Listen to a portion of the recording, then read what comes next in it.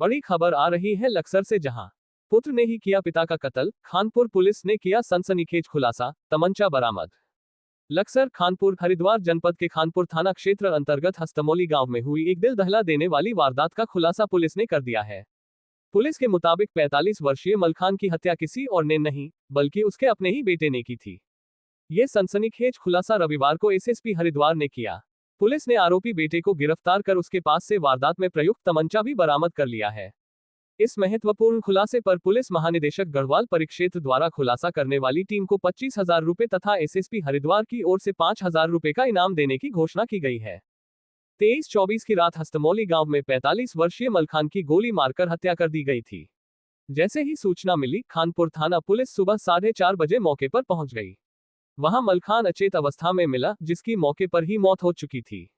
Police ने तत्काल forensic team को बुलाकर साक्ष्य जुटाए और शव का पंचनामा भरकर पोस्टमार्टम के लिए भेजा। इसके बाद मृतक की पत्नी मालती देवी की तहरीर पर अज्ञात हत्यारे के खिलाफ मुकदमा दर्ज किया गया और जांच शुरू हुई।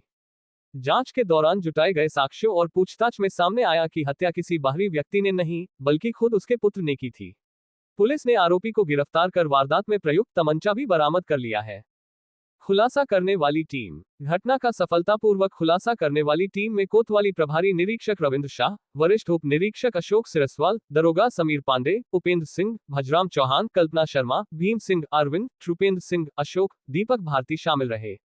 एसएसपी हरिद्वार ने टीम की सराहना करते हुए इसे उत्कृष्ट पुलिसिंग का उदाहरण बताया। इस खुलासे से न सिर्फ ग्रामीणों में सुरक्षा की भावना मजबूत हुई है, बल्कि पुलिस की तत्परता पर भी भरोसा बढ़ा है।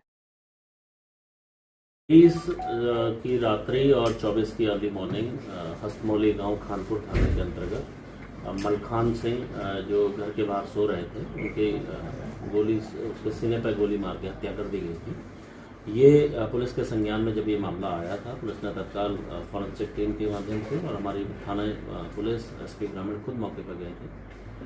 तो वहाँ जाके जो घर के पेशेंट्स के बारे में और क्योंकि ये मृतक घर के बाहर सो रहा था, इसको लेके गांव में असुरक्षा का भी एक माहौल बन गया था। उसको देखते हुए पुलिस ने, क्योंकि इसको शीघ्र खुलासे की पुलिस को उम्मीद भी थी और पुलिस इस दिशा पर लगातार काम कर रही थी, तो पुलिस ने 2 चीज़ों पर इस पर ध्यान दिया। एक तो जो मृतक है उसकी पारिवारिक पृष्ठभूमि के बारे में, दूसरा उसकी कोई रंजिश तो नहीं चल रही, उसके बारे में भी पुलिस ने लगातार जो पूछताछ अपनी करी। मैनुअल पुलिसिंग के माध्यम से जो हमारा मुख्य संदेह था वो पारिवारिक पृष्ठभूमि पर ही लगातार चल रहा था। तो इस क्रम में पुलिस के द्वारा जब परिजनों से लगातार पूछताछ की गई, तो मृतक का जो बड़ा बेटा सूरज, उसके क्रियाकलापों के बारे में पुलिस के ने लगातार पूछताछ जब की गई, तो ये बात प्रकाश में आई कि जो सूरज है वो उसका अपने पिता से लगातार मनमुटाव चल रहा था और क्योंकि वो सोशल मीडिया में लगातार कुछ इस तरीके की चीज़ें अपलोड कर रहा था, उसको भी पुलिस ने संज्ञान में रखा था।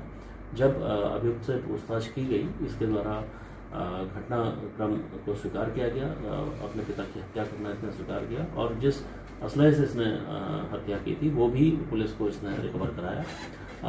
पूछताछ में इसने ये भी बताया कि अपने पिता से इसका लगातार कई समय से मनमुटाव चल रहा था और अपने पिता को, क्योंकि इसके पिता कुछ काम नहीं कर रहे थे और लगातार शराब पीने के वो आदी थे, इसको लेके इनके घर में लगातार झगड़ा चलता था और इसके साथ भी ये झगड़ा कंटिन्यू चल रहा था। उस दिन भी, घटना के दिन भी इसका पहले अपने पिता से झगड़ा हुआ था। रात के समय जब मृतक बाहर आंगन में सो रहा था, तो इसके द्वारा जो असलहा है उससे अपने पिता पर फायर करके उस असलहे को इसने गन्ने के खेत में छुपा दिया था। पुलिस ने उस असलहे को भी इससे रिकवर किया है। अभियुक्त को पुलिस हिरासत में आज न्यायिक अभिरक्षा में भेजा जाएगा। इसमें अन्य लोग भी अगर कोई शामिल है, इसको भी हम बहुत डीपली पूछताछ कर रहे हैं।